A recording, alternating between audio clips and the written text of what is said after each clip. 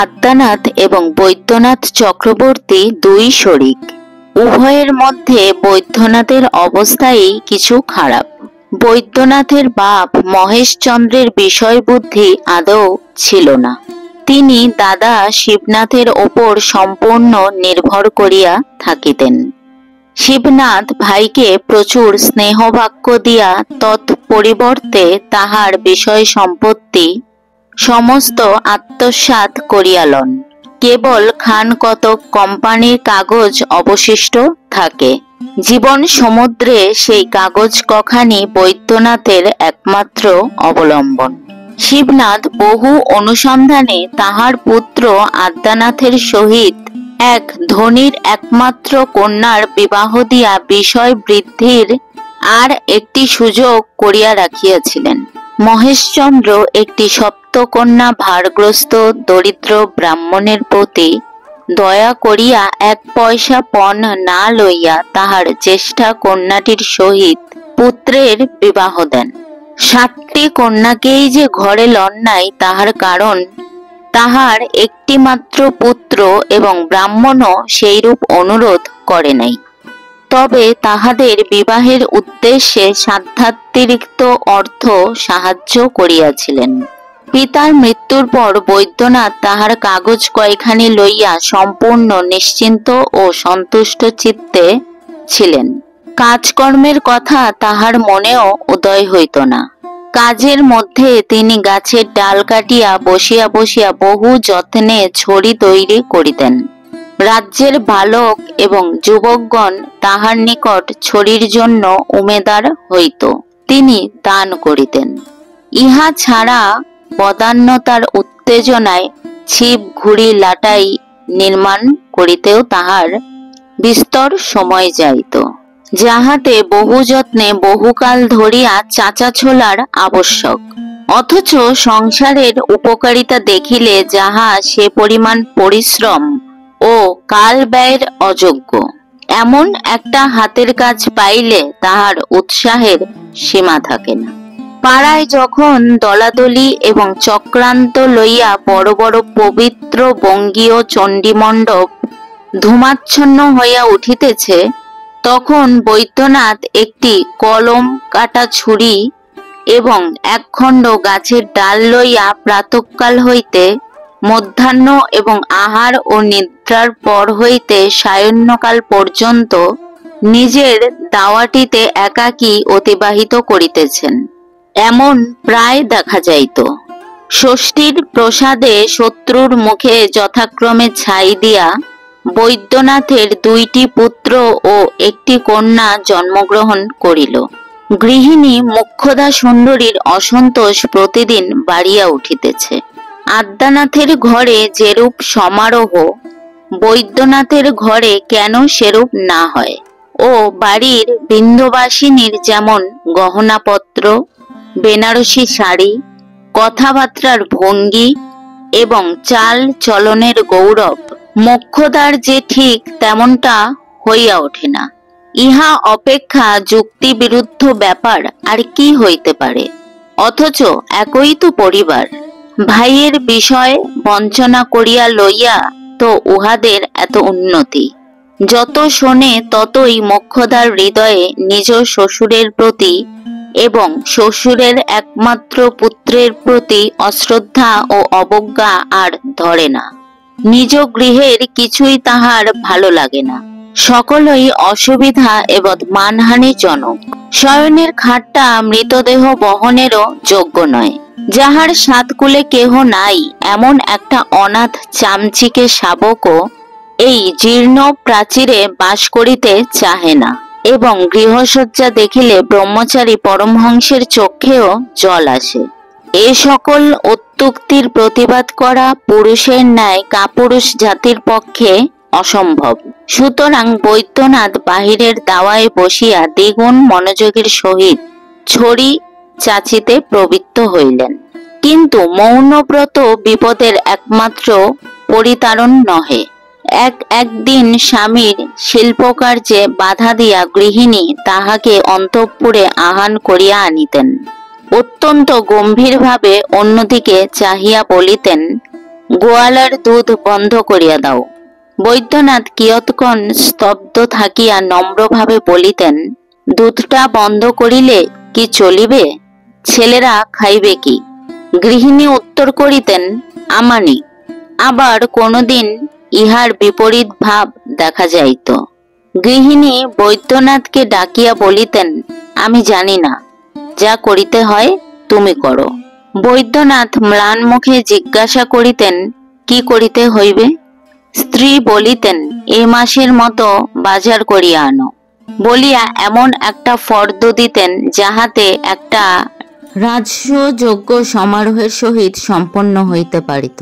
বৈদ্যনাথ যদি সাহসপূর্বক প্রশ্ন করিতেন, এত কি আবশ্যক আছে?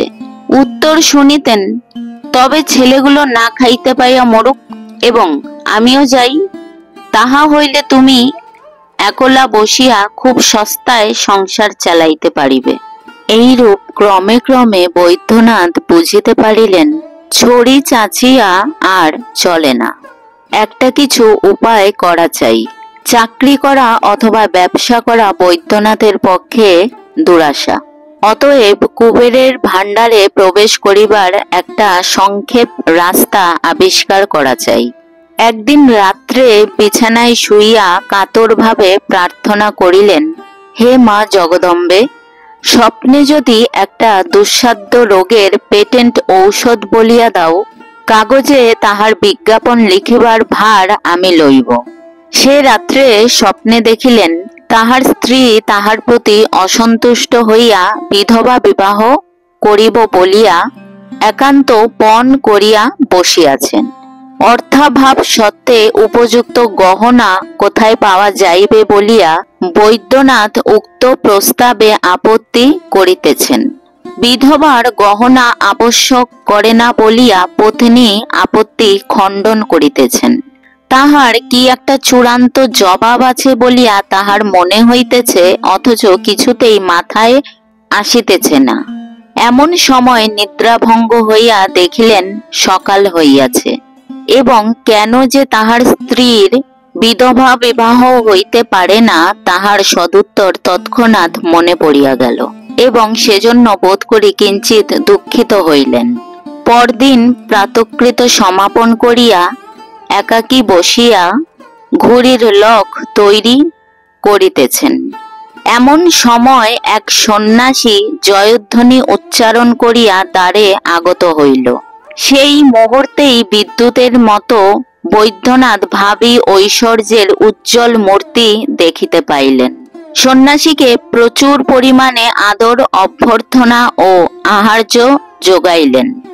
অনেক সাধ্য সাধনার পর জানিতে পারিলেন সন্ন্যাসী সোনা তৈরি করতে পারে এবং সে বিদ্যা তাহাকে দান করিতেও সে অসম্মত হইল না। গৃহিণীও নাচিয়া উঠিলেন।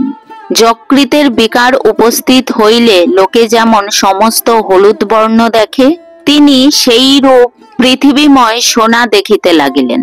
কল্পনা কারিগরের দ্বারা শয়নের খাট, গৃহসজ্জা এবং গৃহ প্রাচীর পর্যন্ত সোনায় মণ্ডিত করিয়া মনে মনে বৃন্দাবাসিনীকে নিমন্ত্রণ করিলেন।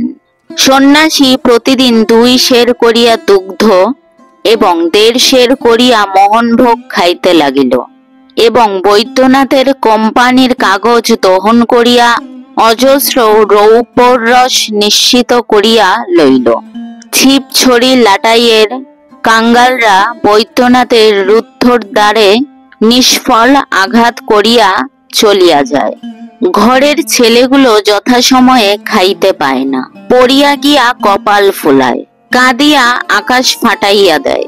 কর্তা গৃহিণী কাহারও ভ্রুক্ষেপ নাই। নিস্তব্ধভাবে অগ্নিকুণ্ডের সম্মুখে বসিয়া কটাহের দিকে চাহিয়া উভয়ের চোখে পল্লব নাই, মুখে কথা নাই।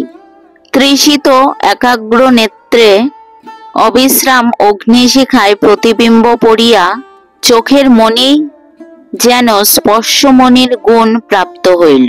দৃষ্টিপথ সায়াহ্নের সূর্যাস্ত পথের মতো জ্বলন্ত সুবর্ণ প্রলেপে রাঙা হইয়া উঠিল। 2খানা কোম্পানির কাগজ এই স্বর্ণ অগ্নিতে আহুতি দেওয়ার পর একদিন সন্ন্যাসী আশ্বাস দিল, কাল সোনার রং ধরিবে। সেদিন রাত্রে আর কাহারও ঘুম হইল না। স্ত্রী পুরুষে মিলিয়া সুবর্ণপুরী নির্মাণ করিতে লাগিলেন। তৎসম্বন্ধে মাঝে মাঝে উভয়ের মধ্যে মতভেদ এবং তর্কও উপস্থিত হইয়াছিল, কিন্তু আনন্দ আবেগে তাহার মীমাংসা হইতে বিলম্ব হয় নাই। পরস্পর পরস্পরের খাতিরে নিজ নিজ মত কিছু কিছু পরিত্যাগ করিতে করিতে অধিক ইতস্তত করেন নাই। সে রাত্রে দাম্পত্য একীকরণ এত ঘনীভূত হইয়া উঠিয়াছিল। পরদিন আর সন্ন্যাসীর দেখা নাই। চারিদিক হইতে সোনার রং ঘুচিয়া গিয়া সূর্যকিরণ পর্যন্ত অন্ধকার হইয়া দেখা দিল। ইহার পর হইতে শয়নের খাট, গৃহসজ্জা এবং গৃহপ্রাচীর চতুর্গুণ দারিদ্র্য ও জীর্ণতা প্রকাশ করিতে লাগিল।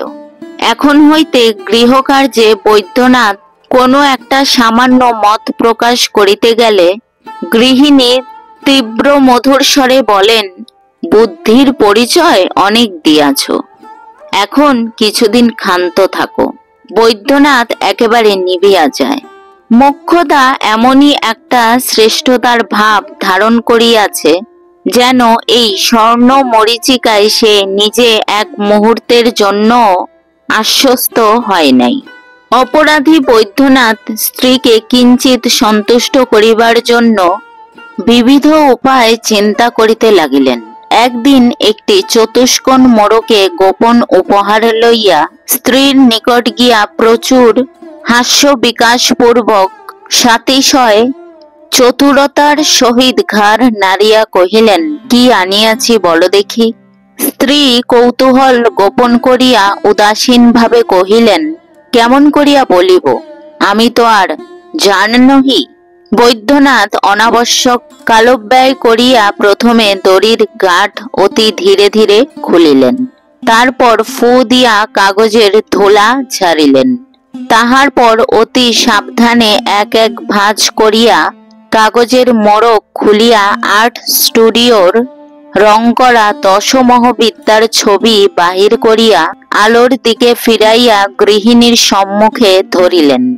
গৃহিণীর তৎক্ষণাৎ বিন্দবাসিনীর শয়নকক্ষের বিলাতি তেলের ছবি মনে পড়িল। অপর্যাপ্ত অবজ্ঞার স্বরে কহিলেন, আহ, মরে যাই, এ তোমার বৈঠকখানায় রাখিয়া বসিয়া বসিয়া নিরীক্ষণ করোগে, এ আমার কাজ নাই। বিমর্ষ বৈদ্যনাথ বুঝিলেন, অন্যান্য অনেক ক্ষমতার সহিত স্ত্রী লোকের মন যোগাইবার দুরূহ ক্ষমতা হইতে বিধাতা তাহাকে বঞ্চিত করিয়াছেন। এদিকে দেশে যত দৈবজ্ঞ আছে মোক্ষদা সকলকেই হাত দেখাইলেন, কোষ্ঠী দেখাইলেন। সকলেই বলিল তিনি সধবাবস্থায় মরিবেন, কিন্তু সেই পরমানন্দময় পরিণামের জন্যই তিনি একান্ত ব্যগ্র ছিলেন না। অতএব ইহাতেও তাহার কৌতূহল নিবৃত্তি হইল না। শুনিলেন তাহার সন্তান ভাগ্য ভালো, পুত্র কন্যায় তাহার গৃহ অবিলম্বে পরিপূর্ণ হইয়া উঠিবার সম্ভাবনা আছে। শুনিয়া তিনি বিশেষ প্রফুল্লতা প্রকাশ করিলেন না। অবশেষে একজন গনিয়া বলিলেন, বৎসর খানেকের মধ্যে যদি বৈদ্যনাথ দৈবধন প্রাপ্ত না হন, তাহা হইলে গণক তাহার পাঁজিপুঁথি সমস্তই পুড়াইয়া ফেলিবে। গণকের এইরূপ নিদারুণ পণ শুনিয়া মোক্ষদার মনে আর তিল মাত্র অবিশ্বাসের কারণ রহিল না। গণৎকার তো প্রচুর পারিতোষিক লইয়া বিদায় হইয়াছেন, কিন্তু বৈদ্যনাথের জীবন দুর্বহ হইয়া উঠিল। ধন উপার্জনের কতকগুলি সাধারণ প্রচলিত পথ আছে, যেমন চাষ, চাকরি, ব্যবসা, চুরি এবং প্রতারণা, কিন্তু দৈবধন উপার্জনের সেরূপ কোনো নির্দিষ্ট উপায় নাই। এই জন্য মোক্ষদা বৈদ্যনাথকে যতই উৎসাহ দেন এবং ভৎসনা করেন, বৈদ্যনাথ ততই কোনো দিকে রাস্তা দেখিতে পান না। কোনখানে খুঁড়িতে আরম্ভ করিবেন, কোন পুকুরে ডুবুরি নামাইবেন, বাড়ির কোন প্রাচীরটা ভাঙিতে হইবে, ভাবিয়া কিছুই স্থির করিতে পারেন না।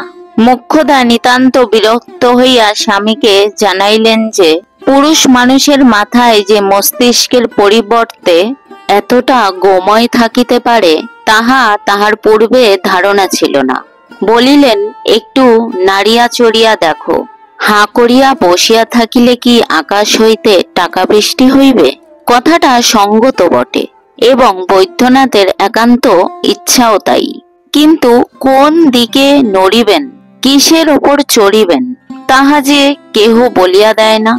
অতএব দাওয়ায় বসিয়া বৈদ্যনাথ আবার ছড়ি চাচিতে লাগিলেন। এদিকে আশ্বিন মাসে দুর্গোৎসব নিকটবর্তী হইল। চতুর্থীর দিন হইতেই ঘাটে নৌকা আসিয়া লাগিতে লাগিল। প্রবাসীরা দেশে ফিরিয়া আসিতেছে। ঝুড়িতে মানকচু, কুমড়া, শুষ্ক নারিকেল, টিনের বাক্সের মধ্যে ছেলেদের জন্য জুতা, ছাতা, কাপড় এবং প্রেয়সীর জন্য এসেন্স, সাবান, নূতন গল্পের বহি এবং সুবাসিত নারিকেল তৈল। মেঘমুক্ত আকাশে শরতের সূর্যকিরণ উৎসবের হাস্যের মতো ব্যাপ্ত হইয়া পড়িয়াছে। পক্ক প্রায় ধান্যক্ষেত্র থরথর করিয়া কাঁপিতেছে। বর্ষা ধৌত সতেজ তরুপল্লব নব শীত বায়ুতে শিরশির করিয়া উঠিতেছে এবং তসরের চায়নাকোট পরিয়া কাঁধে একটি পাকানো চাদর ঝুলাইয়া ছাতি মাথায় প্রত্যাগত পথিকেরা মাঠের পথ দিয়া ঘরের মুখে চলিয়াছে। বৈদ্যনাথ বসিয়া বসিয়া তাই দেখেন এবং তাহার হৃদয় হইতে দীর্ঘ নিঃশ্বাস উচ্ছ্বসিত হইয়া ওঠে। নিজের নিরানন্দ গৃহের সহিত বাংলাদেশের সহস্র গৃহের মিলনোৎসবের তুলনা করেন এবং মনে মনে বলেন, বিধাতা কেন আমাকে এমন অকর্মণ্য করিয়া সৃজন করিয়াছেন। ছেলেরা ভোরে উঠিয়াই প্রতিমা নির্মাণ দেখিবার জন্য আদ্যানাথের বাড়ির প্রাঙ্গণে গিয়া হাজির হইয়াছিল। খাবার বেলা হইলে দাসী তাহাদিগকে বলপূর্বক গ্রেফতার করিয়া লইয়া হাজির হইয়াছিল। তখন বৈদ্যনাথ বসিয়া বসিয়া এই বিশ্বব্যাপী উৎসবের মধ্যে নিজের জীবনের নিষ্ফলতা স্মরণ করিতেছিলেন। দাসীর হাত হইতে ছেলে দুটিকে উদ্ধার করিয়া কোলের কাছে ঘনিষ্ঠভাবে টানিয়া বড়টিকে জিজ্ঞাসা করিলেন, হ্যাঁ রে অবু, এবার পুজোর সময় কি চাস বল দেখি। অবিনাশ তৎক্ষণাৎ উত্তর করিল, একটা নৌকা দিও বাবা। ছোটটিও মনে করিল বড় ভাইয়ের চেয়ে কোনো বিষয়ে ন্যূন হওয়া কিছু নয়। কহিল, আমাকেও একটা নৌকো দিও বাবা। বাপের উপযুক্ত ছেলে, একটা অকর্মণ্য কারুকার্য পাইলে আর কিছু চাহে না। বাপ বলিলেন, আচ্ছা। এদিকে যথাকালে পুজোর ছুটিতে কাশী হইতে মোক্ষদার এক খুড়া বাড়ি ফিরিয়া আসিলেন। তিনি ব্যবসায়ে উকিল। মোক্ষদা কিছুদিন ঘন ঘন তাহার বাড়ি যাতায়াত করিলেন। অবশেষে একদিন স্বামীকে আসিয়া বলিলেন, ওগো, তোমাকে কাশী যাইতে হইতেছে। বৈদ্যনাথ সহসা মনে করিলেন বুঝি তাহার মৃত্যুকাল উপস্থিত। গণক কোষ্ঠী হইতে আবিষ্কার করিয়াছে সহধর্মিণী সেই সন্ধান পাইয়া তাহার সদ্গতি করিবার চুক্তি করিতেছেন। পরে শুনিলেন এরূপ জনশ্রুতি যে কাশীতে একটি বাড়ি আছে, সেখানে গুপ্তধন মিলিবার কথা। সেই বাড়ি কিনিয়া তাহার ধন উদ্ধার করিয়া আসিতে হইবে। বৈদ্যনাথ বলিলেন, কি সর্বনাশ, আমি কাশী যাইতে পারিব না। বৈদ্যনাথ কখনো ঘর ছাড়িয়া কোথাও যান নাই। গৃহস্থকে কি করিয়া ঘর ছাড়া করিতে হয় প্রাচীন শাস্ত্রকারগণ লিখিতেছেন। স্ত্রীলোকের সে সম্বন্ধে অশিক্ষিত পটুত্ব আছে। মোক্ষদা মুখের কথায় ঘরের মধ্যে যেন লঙ্কার ধোয়া দিতে পারিতেন, কিন্তু তাহাতে হতভাগ্য বৈদ্যনাথ কেবল চোখের জলে ভাসিয়া যাইত, কাশী যাইবার নাম করিত না। দিন 2-3 গেল। বৈদ্যনাথ বসিয়া বসিয়া কতকগুলো কাষ্ঠখণ্ড কাটিয়া কুদিয়া জোড়া দিয়া 2খানি খেলনার নৌকা তৈরি করিলেন। তাহাতে মাস্তুল বসাইলেন, কাপড় কাটিয়া পাল আটিয়া দিলেন, লাল শালুর নিশান উড়াইলেন, হাল ও দাঁড় বসাইয়া দিলেন। একটি পুতুল কর্ণধার এবং আরোহীও ছাড়িলেন না। তাহাতে বহু যত্ন এবং আশ্চর্য নিপুণতা প্রকাশ করিলেন। সে নৌকা দেখিয়া অসহ্য চিত্তচাঞ্চল্য, না জন্মে এমন সংযত চিত্ত বালক সম্প্রতি পাওয়া দুর্লভ। অতএব বৈদ্যনাথ সপ্তমীর পূর্বরাত্রে যখন নৌকা দুটি লইয়া ছেলেদের হাতে দিলেন, তাহারা আনন্দে নাচিয়া উঠিল। একে তো নৌকার খোলাটাই যথেষ্ট, তাহাতে আবার হাল আছে, দাঁড় আছে, মাস্তুল আছে, পাল আছে, আবার যথাস্থানে মাঝি বসিয়া।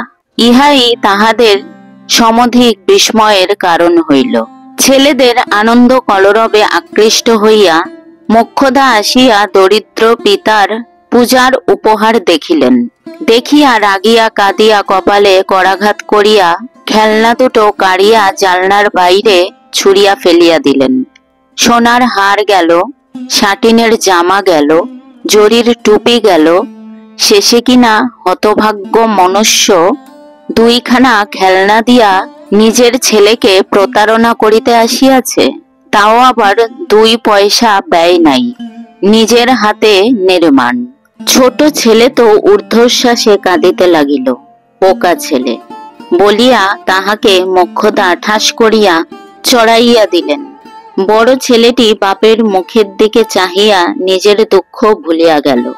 উল্লাসের ভান মাত্র করিয়া কহিল, বাবা, আমি কাল ভোরে গিয়া কুড়িয়ে নিয়ে আসব। বৈদ্যনাথ তাহার পরদিন কাশী যাইতে সম্মত হইলেন, কিন্তু টাকা কোথায়? তাহার স্ত্রী গহনা বিক্রয় করিয়া টাকা সংগ্রহ করিলেন। বৈদ্যনাথের পিতামহের আমলের গহনা, এমন খাঁটি সোনা এবং ভারী গহনা আজকালকার দিনে পাওয়াই যায় না। বৈদ্যনাথের মনে হইল তিনি মরিতে যাইতেছেন। ছেলেদের কোলে তুলিয়া চুম্বন করিয়া শাস্ত্রু নেত্রে বাড়ি হইতে বাহির হইলেন। তখন মোক্ষদাও কাঁদিতে লাগিলেন।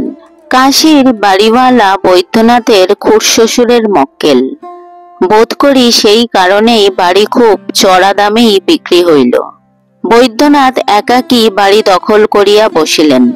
একেবারে নদীর ওপরেই বাড়ি, ভিত্তি ধৌত করিয়া নদী স্রোত প্রবাহিত হইতেছে। রাত্রে বৈদ্যনাথের গা ছমছম করিতে লাগিল। শূন্য গৃহে শিয়রের কাছে প্রদীপ জ্বালাইয়া চাদর মুড়ি দিয়া শয়ন করিলেন, কিন্তু কিছুতেই নিদ্রা হয় না। গভীর রাত্রে সমস্ত কোলাহল থামিয়া গেল। তখন কোথা হইতে একটা ঝনঝন শব্দ শুনিয়া বৈদ্যনাথ চমকিয়া উঠিলেন। শব্দ মৃদু কিন্তু পরিষ্কার, যেন পাতালে বলিরাজের ভাণ্ডারে কোষাধ্যক্ষ বসিয়া বসিয়া টাকা গণনা করিতেছে। বৈদ্যনাথের মনে ভয় হইল, কৌতূহল হইল এবং সেই সঙ্গে দুর্জর আশার সঞ্চার হইল। কম্পিত হস্তে প্রদীপ লইয়া ঘরে ঘরে ফিরিলেন। এ ঘরে গেলে মনে হয় শব্দ ও ঘর হইতে আসিতেছে, ও ঘরে গেলে মনে হয় এ ঘর হইতে আসিতেছে। বৈদ্যনাথ সমস্ত রাত্রি কেবলই এ ঘর ও ঘর করিলেন। দিনের বেলা সেই পাতালভেদী শব্দ অন্যান্য শব্দের সহিত মিশিয়া গেল, আর তাহাকে চেনা গেল না। রাত্রি 2-3 প্রহরের সময় যখন জগৎ নিদ্রিত হইল, তখন আবার সেই শব্দ জাগিয়া উঠিল। বৈদ্যনাথের চিত্ত নিতান্ত অস্থির হইল। শব্দ লক্ষ্য করিয়া কোন দিকে যাইবেন ভাবিয়া পাইলেন না। মরুভূমির মধ্যে জলের কল্লোল শোনা যাইতেছে, অথচ কোন দিক হইতে আসিতেছে নির্ণয় হইতেছে না। ভয় হইতেছে, পাছে একবার ভুল পথ অবলম্বন করিলে গুপ্ত নির্ঝরিণী একেবারে আয়ত্তের অতীত হইয়া যায়। তৃষিত পথিক স্তব্ধভাবে দাঁড়াইয়া প্রাণপণে কান খাড়া করিয়া থাকে। এদিকে তৃষ্ণা উত্তরোত্তর প্রবল হইয়া ওঠে। বৈদ্যনাথের সেই অবস্থা হইল। বহুদিন অনিশ্চিত অবস্থাতেই কাটিয়া গেল। কেবল অনিদ্রা এবং বৃথা আশ্বাসে তাহার সন্তোষ স্নিগ্ধ মুখে ব্যগ্রতার তীব্র ভাব রেখাঙ্কিত হইয়া উঠিল। কোটর নিবিষ্ট চকিত নেত্রে মধ্যাহ্নের মরু বালুকার মতো একটা জ্বালা প্রকাশ পাইল। অবশেষে একদিন দ্বিপ্রহরে সমস্ত দ্বার রুদ্ধ করিয়া ঘরের মেঝেময় শাবল ঠুকিয়া শব্দ করিতে লাগিলেন। একটি পার্শ্ববর্তী ছোট কুঠরির মেঝের মধ্য হইতে ফাঁপা আওয়াজ দিল। রাত্রি নিষুপ্ত হইলে পর বৈদ্যনাথ একাকী বসিয়া সেই মেঝে খনন করিতে লাগিলেন। যখন রাত্রি প্রভাত প্রায়, তখন ছিদ্র খনন সম্পূর্ণ হইল। বৈদ্যনাথ দেখিলেন নিচে একটা ঘরের মতো আছে, কিন্তু সেই রাত্রের অন্ধকারে তাহার মধ্যে নির্বিচারে পা নামাইয়া দিতে সাহস করিলেন না। গর্তের ওপর বিছানা চাপা দিয়ে শয়ন করিলেন, কিন্তু শব্দ এমনই পরিস্ফুট হইয়া উঠিল যে ভয়ে সেখান হইতে উঠিয়া আসিলেন। অথচ গৃহ অরক্ষিত রাখিয়া দ্বার ছাড়িয়া দূরে যাইতেও প্রবৃত্তি হইল না। লোভ এবং ভয় দুই দিক হইতে দুই হাত ধরিয়া টানিতে লাগিল। রাত কাটিয়া গেল। আজ দিনের বেলাও শব্দ শোনা যায়। ভৃত্যকে ঘরের মধ্যে ঢুকিতে না দিয়া বাহিরে আহারাদি করিলেন। আহারান্তে ঘরে ঢুকিয়া দ্বারে চাবি লাগাইয়া দিলেন।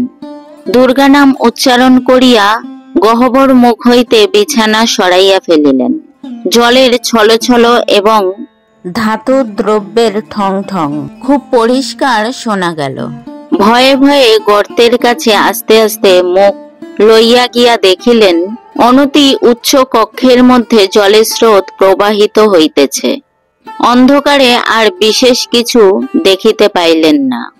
একটা বড় লাঠি নামাইয়া দেখিলেন জল 1 হাঁটুর অধিক নহে। একটি দিয়াশলাই ও বাতি লইয়া সেই অগভীর গৃহের মধ্যে অনায়াসে লাফাইয়া পড়িলেন। পাছে এক মুহূর্তে সমস্ত আশা নিভিয়া যায়, এই জন্য বাতি জ্বালাইতে হাত কাঁপিতে লাগিল। অনেকগুলি দেশলাই নষ্ট করিয়া অবশেষে বাতি জ্বলিল।